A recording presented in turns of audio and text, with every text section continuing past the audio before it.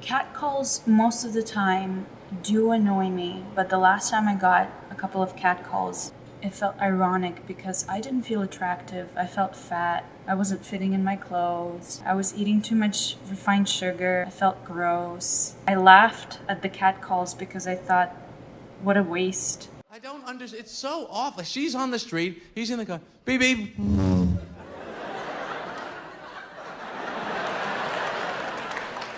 I think I made my point. What is she supposed to do? Kick off the heel, start running after the car? Grab onto the bumper? Car comes to a stop. It's a good thing you honked.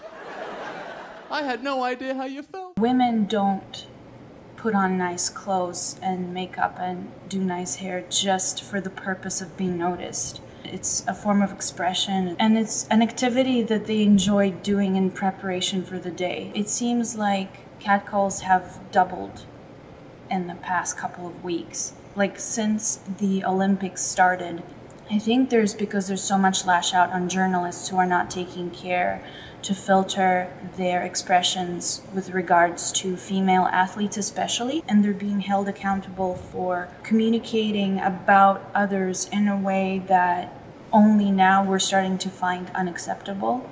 And I can't help thinking that,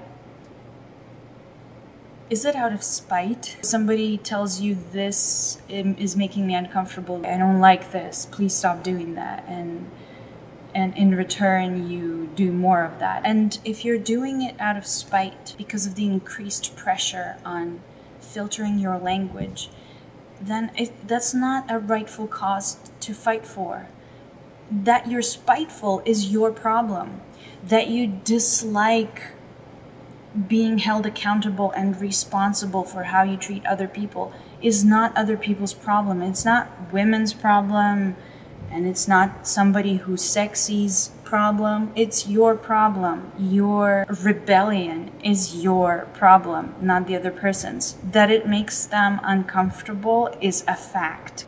There are some women who like catcalls. There are some women who like being objectified, but there's such a minority, and usually after going through certain events and experiences in their life, they also stop liking that treatment towards them as well. It only takes time for a young woman who has been indoctrinated to think that it's a good thing when somebody objectifies you, it's a good thing when somebody treats you like their possession, for her to understand that it actually hurts her, that it puts obstacles in her development as a member of society and as a full-fledged woman. If you are going to make snide or rude remarks with regards to a woman and she lashes out at you, she doesn't do it out of vengeance. But if you are going to systematically aim